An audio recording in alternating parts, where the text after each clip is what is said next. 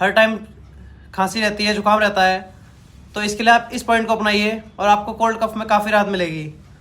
अपने गर्दन की लेफ्ट साइड 10 टाइम्स रब करेंगे। 1 2 3 4 5 6 7 8 9 10।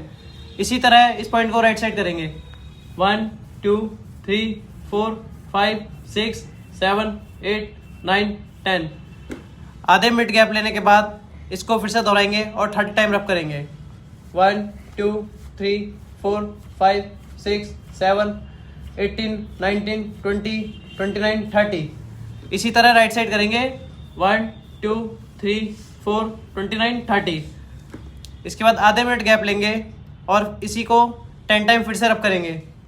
1 2 3 4 5 6 7 8 9 10। फिर राइट साइड करेंगे।